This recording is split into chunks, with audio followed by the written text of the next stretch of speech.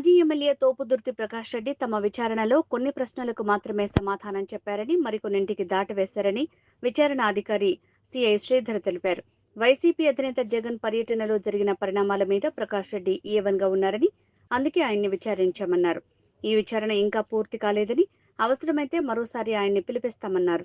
ఇప్పటికే కేసులో helicopter co pilot ని విచారించామని, ఇప్పుడు హెలికాప్టర్ సంస్థతో పాటు మెయిన్ పైలట్ కు 2 సార్లు నోటీసులు ఇచ్చినట్టు తెలిపారు. రెండో రోజు వారిని విచారించే అవకాశం ఉందన్నారు.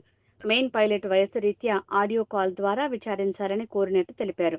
ఈ నెలాఖరులోపు ఈ కేసులో ఛార్జిషీట్ దాఖలు చేస్తామన్నారు. కురుబల్ లింగమయ్య హత్య కేసులో ఇప్పటికే నిందితులను అరెస్టు చేసినట్లు ఆయన స్పష్టం చేశారు. క్రైమ్ నెంబర్ 14/2025 అని అంటే ఈ కేసు రామగిరి పోలీస్ స్టేషన్లో రిపోర్ట్ చేయడం జరిగింది. గౌరవ ప్రతిపక్ష నాయకుడు ex chief minister of Andhra Pradesh Shri YS Jaganmohan Reddy గారు వచ్చినప్పుడు హెలిప్యాడ్ పైన కొంతమంది దాడి చేసి హెలికాప్టర్ను వెళ్ళిపోయేటట్లు చేసి బై రోడ్డు వెళ్ళారు. దీంట్లో కుట్రకోణం ఉందా అని క్రమంలో కేసు కట్టడం జరిగింది. ఎందుకంటే పోలీసులు బ్యారికేడ్లతో తోసేయటం, పోలీసు అధికారులని పోలీసు సిబ్బందిని చిన్న గాయాలు కలిగజేయటం జరిగింది. దానిలో విచారణలో భాగంగా ఇవాళ రాప్తాడు ఎక్స్ఎమ్మెల్యే అయిన తోపుదుర్తి ప్రకాష్ రెడ్డి గారిని పిలిపించడం జరిగింది. ఈయన కేసులో A1 ముద్దాయిగా ఉన్నాడు.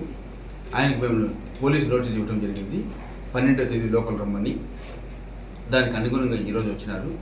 ఆయన్ని ఈ కేసు సంబంధించి రకరకాల క్వశ్చన్స్ అడిగినాము.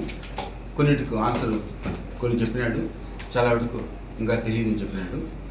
దానికి తగిన డాక్యుమెంటరీ ప్రూఫ్స్ అవన్నీ కూడా చూపించాము, వీడియోలు చూపించాము. కొంతమందిని దీంట్లో ఎవరు ఉన్నారంటే కూడా ఐడెంటిఫై చేయలేకపోతున్నారు. వీటిపైన విచారణ చేసినాము. ఇంకా ఫర్దర్గా చాలా ఎస్టాబ్లిష్ చేసే అవకాశం ఉంది. దీన్ని ఇంకా అవసరమైతే ఇంకోసారి కూడా పిలిచి దీన్ని ఎస్టాబ్లిష్ చేస్తాం అవసరమైతే.